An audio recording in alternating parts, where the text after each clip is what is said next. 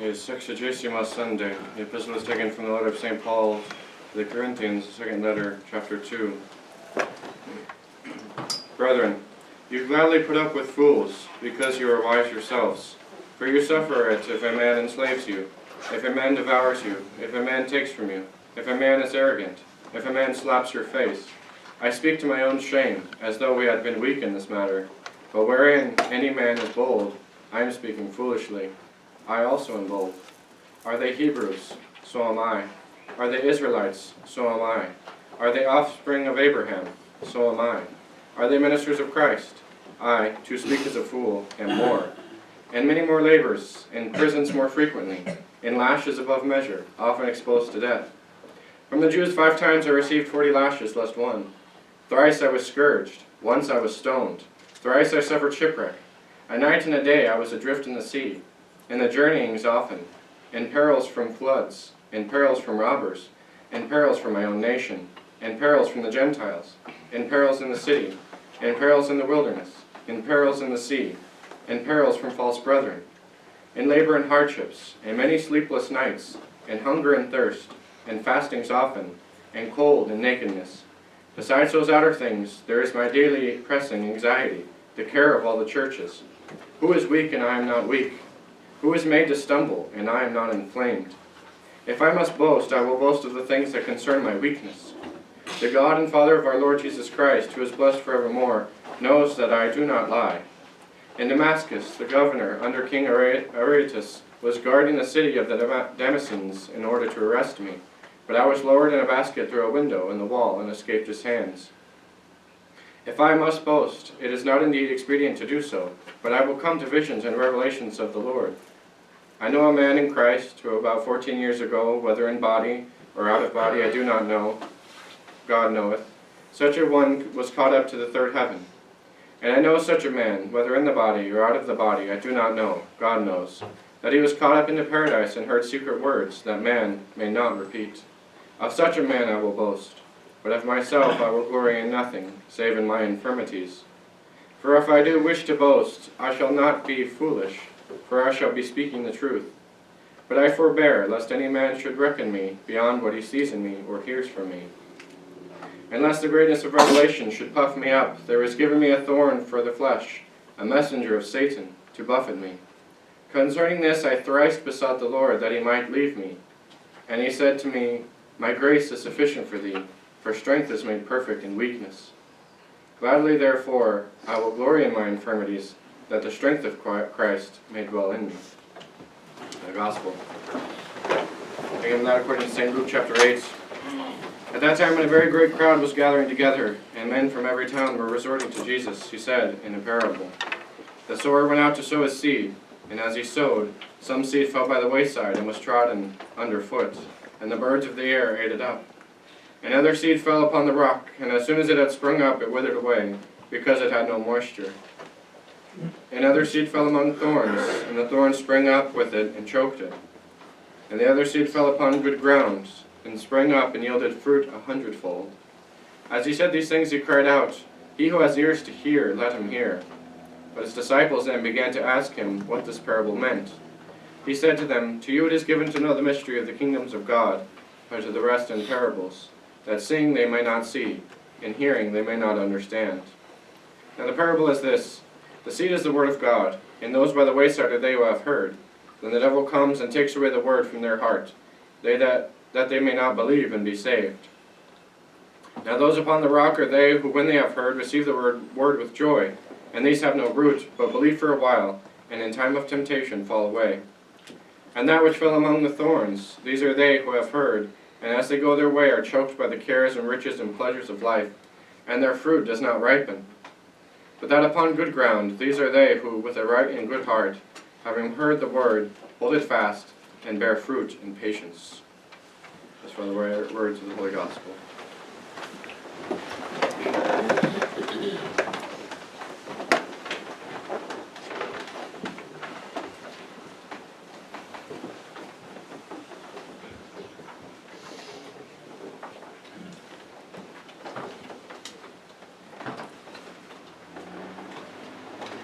Welcome to come down as usual after Mass and lunch. for catechism.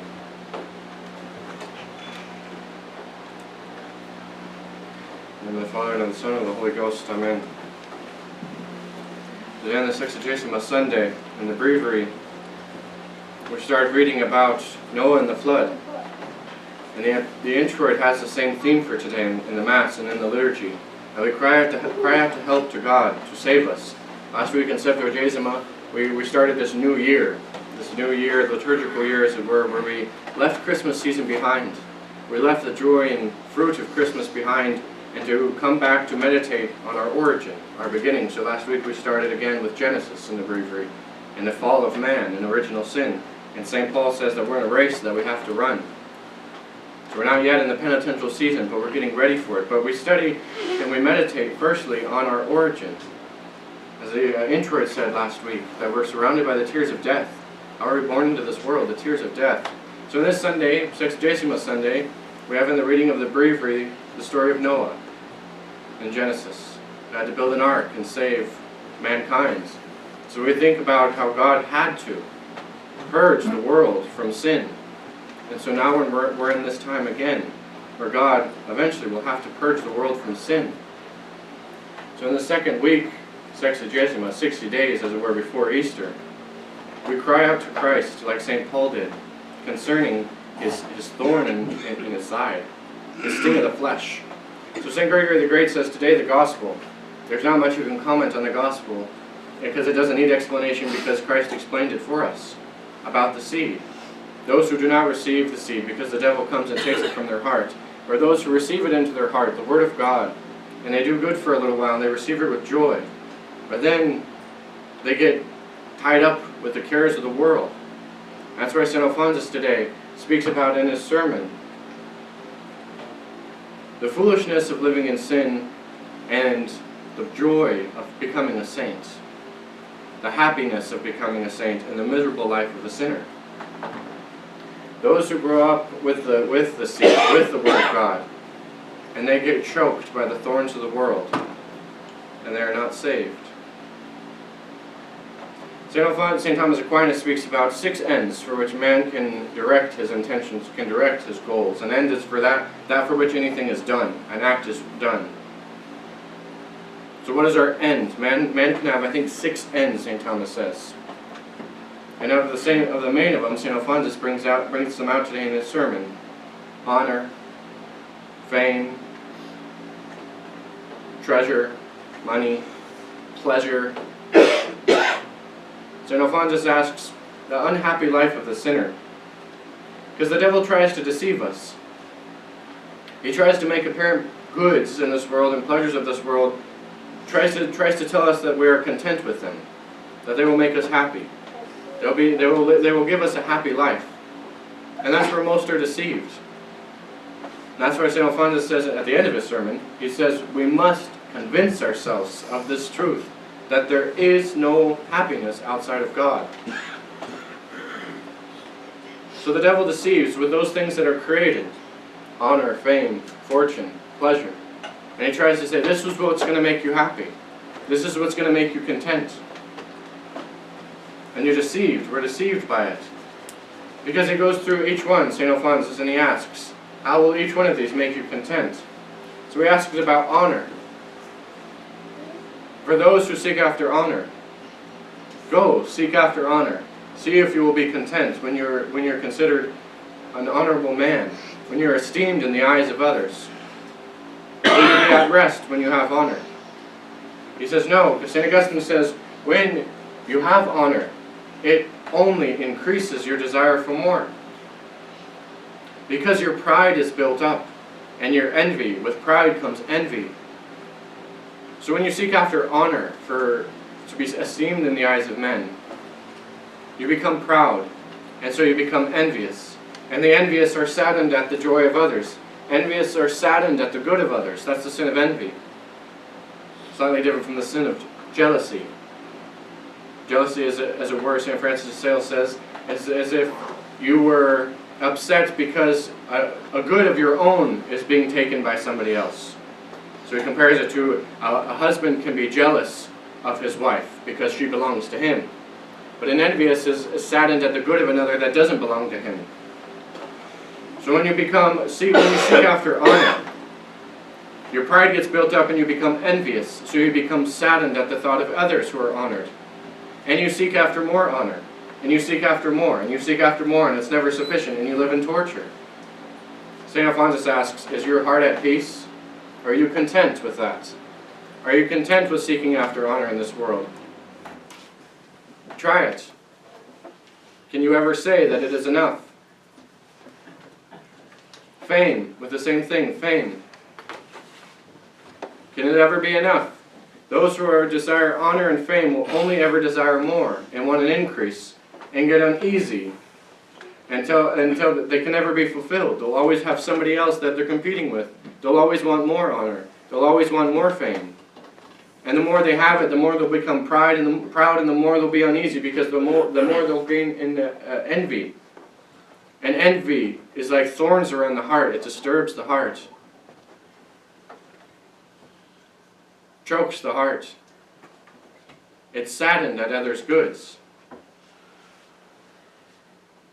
What about riches? The avaricious. Those who seek after the riches or the goods of this world. Try to find your end there. Go ahead. Go seek after riches. The more rich you become, it's the same thing, the more uneasy you become. Because the more you have, the more avaricious you become. So you're in constant anxiety about losing your riches. You always want more. It's never enough. Can you ever say, after you have so much money here and there, can you ever say, I'm satisfied, it is enough? Ask all the billionaires, ask all the Jews, ask all of them out there, is it enough? Do you have enough money? All the big corporations, don't you have enough money? You have millions upon billions, are you settled? And they're constantly trying to get more money. Constantly ripping off the people. Constantly doing whatever they can to get just a few more cents in each deal. Constantly trying to get more money, and they're billionaires. It's never enough. The more you're the rich, the more you become avaricious and attached to the goods of this world. So you become anxious, because you know in your heart the goods of this world are fleeting. And so you're scared you're going to lose them. We study in apologetics that man was made to be perfectly happy, and that's a universal concept. Everyone knows that. That can't be denied. Anytime you seek after something that doesn't make you happy, as it were, for example, the objection, what about suicide? Those who commit suicide, don't they not seek after their own happiness? No. They see this life full of sorrow and misery, and there's no escape in their eyes, they see. So what do? They try to end their sorrow because they want to be happy, so they commit suicide. Obviously they go to hell. But still, every man has a goal, and it's happiness. That's universal. Man desires happiness. And we study the three things that must be for happiness to be there. And one of them is that there be no fear of ever losing it. Security of never losing that happiness. Because that's what it's like with the rich. If you don't have perfect security that you're going to never lose your happiness, you're always in anxiety. Always unhappy. It's one of the proofs of the immortal soul. There must be an infinite attainment of your perfect good that you're seeking for. Otherwise, you'll never be happy. If you went to heaven right now, and you knew that in 1,000 years from here, this day that you entered heaven, everything's going to cease and not exist anymore, and your soul's just going to disappear, heaven would be torture. Because you would spend the whole time knowing it's coming, my end is coming. I'm never going to have perfect happiness, I'm going to cease to exist. There has to be an infinite security of your happiness. So go, try to be rich. Go, try to attain the goods of this world. Ask so many who have, is it ever enough? And are they satisfied? Same with the pleasure, the other end. Go seek after pleasures. It kills the heart and you become empty. Those who seek the pleasures of the flesh, they're never satisfied either. And they're always, St. John Chrysostom says, they have, what above all is the worst, is they walk around with a guilty conscience, the worm that dieth not. That worm that causes tortures. He says they go to parties, they go to balls, they go to theater, they go to friends, they go to drink, they go to amusements, always trying to cover up their guilty conscience because they live in torture, because they're seeking after the pleasures, which is an unreasonable end for man. Man was created to know, love, and serve God. Man has an intellect. Man has a reason. So when he goes below his reason and serves his passions, it's unreasonable. And it tortures him. And he has to live with a guilty conscience. So go, try one of those ends. St. Augustine says, Lord, I could not rest until I rest in Thee. My heart would not rest until it rested in Thee, O Lord. We all know that we were made for God. God is our end. We've tried the things of this world. They never satisfy. St. Augustine wasn't wrong when he said, a heart is restless until it rests in Thee, O Lord. And there's St. Francis Xavier in India, and the missionaries who traveled, and they sweat, and they toiled like St. Paul. This beautiful epistle of St. Paul, very long epistle of St. Paul. But he speaks, but wherein any man is bold, I speak foolishly, I also am bold. Are they Hebrews, so am I. Are the Israelites, so am I. Are the ministers of Christ, I speak as a fool, and I am more. I've been in labors, in prisons more frequently, lashes above measure, often exposed to death. From the Jews 5 times I received 40 lashes, lest one. Thrice I was scourged, once I was stoned, thrice I showed shipwreck, a night and day I was adrift in the sea, and journeyings often, and perils from floods, from robbers, and perils from his own nation, and perils from the Gentiles, and perils in the city, and perils in the wilderness, and perils in the sea. Sounds pretty miserable, life of St. Paul. Was he miserable? Absolutely not. He was more happy than any of us, because he was attaining to his end, the only end that mattered. His heart was restless until it rested in the Lord. Beside those outer things, there is my daily pressing anxiety, the care of all the churches. You can see in St. Paul, the great pastor of St. Paul, he has an anxiety for his churches. He loved his people. He loved his sheep. He traveled. He went out. He suffered. He hungered. He thirsted because he went to care for the sheep. As an example to the seminarians and us priests, those who are studying to be the priest, become a priest, and those who are. Take St. Paul's example. Look how much he suffered and traveled and hungered and thirsted to go after the sheep. Who is weak and I am not weak? He recognizes his own sinfulness and his own human frailty. St. Paul. Who is made to stumble or who is scandalized, it says in another version. And I am not inflamed, or in another version it says, and I am not on fire. And if I must glory, I will glory of the things that concern my weakness. Because we are weak. But we suffer those things for Christ as fools. Because the world and these things that the world has to offer cannot give us happiness. They cannot suffice our desire. We cannot be content with them. They're never enough. If I must boast, it is not indeed expedient to do so, but I will come to visions and revelations of the Lord. And so St. Paul talks about the great, I know a man in Christ 14 years ago, whether in body or out of body, I know not, God knoweth. He speaks of himself, most fathers say. He just wouldn't say so out of humility. St. Paul was taken up to the third heaven, along with, like Moses was. He saw God in a way that no man other man had seen God before. And he said he heard secret words which he could not repeat. For if I do wish to glory, I shall not be foolish, for I shall be speaking the truth. But I forbear, lest any man should reckon me beyond what he sees in me or hears from me. So St. Paul, when he decided to glory, he gloried the right way. He gloried in his infirmity. He gloried in his weakness. He gloried in his suffering, because that's all that mattered. Because in his weakness, grace is sufficient for thee, for the strength is made perfect in weakness. God uses the weak to confound the strong. In his weakness, God received glory, because it was through God, not St. Paul. That's why he says,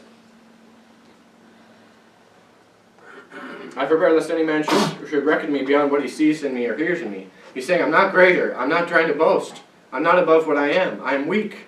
I'm on fire. And I was given a sting of the flesh. The fathers debate about what the sting may have been. Whether it was pride, or whether it was a sin of the flesh, or a sting of the flesh meaning a sin against purity, tempted against impurity. We don't know for sure, but that's what most fathers say it was. And St. Paul, like we can say now, take this away from us. This is too much. Take this time away from us. We can't go any longer. We can't run this race, as St. Paul says last week. Run the race. Win the crown. We've been going in this chastisement, as it were, for a long time. spiritual chastisement. Take it away from us, or any particular temptation. Take this sin away from me. Take this temptation away from me. I'm too weak, I can't handle it.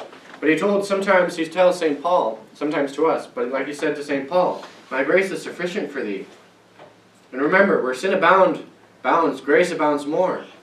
We're in a time where sin is more abundant than almost ever. Grace abounds in this time almost more than ever. I would say more than ever. That Christ's grace is sufficient for us. All we have to do is ask for that grace and we can become saints. There's so much grace running around. There's so much grace to be had if we just do it. If we just seek after our end. Because in each of these cases, in each of these different ends man can try to apply to himself to, besides God, I think there's 6, I forget them all, but out of those few that St. Alphonsus mentions, we may say, well, I do here and there. I sometimes get proud or am a little envious of money or sometimes fall into impurity or sometimes seek after fame, but not all the time. I mean, I'm mainly focused on God. That's my goal. But is it? St. Paul says our goal is like as it were a crown, but we have to run a race. Do you think we're really serious about running the race if when we're running we stop and take a drink of water? If we stop and tie our shoe? If we stop and turn around and start running the other way? If we pause and start breathing? As I mentioned before last week, like Bishop Sheen says, if we're in the same spot in the spiritual life as we were a year ago, we're not in the same spot. Because we had a year to run that race. We had a year to gain all that merit, to gain all that grace. And if we just stood there the same place, no, we didn't go backward as it were, but the time's running out on the clock. There's only a certain amount of time to run that race. We only have a certain amount of time before we die. I'm not making my last end these things. That's what mortal sin is. When we commit a mortal sin, we change our last end from being God to something created. Whether it be one of those 6 things, other things. But mostly, I focus on God as my last end. Are you? Do you take it seriously? Do you run the race? Not as one beating the air, St. Paul says. I do not run as one beating the air, fight as one beating the air. I run for a crown. Do we run for a crown? Do we take the race seriously? Or do we get caught up in these ends too often? One too many times. As we run this race, stopping to tie our shoe one too many times can cost us the race. Do we take this race seriously? We have an end, which is God. So the unhappy life of sinners, they never will be happy on this earth. They'll never be happy in their attainment of their so-called end because they'll never attain it. But for us to say we're following God and God is our end, are we seriously following God? Are we seriously trying to attain our end? Are we seriously running the race? Because St. Paul says, sic quodite, run then.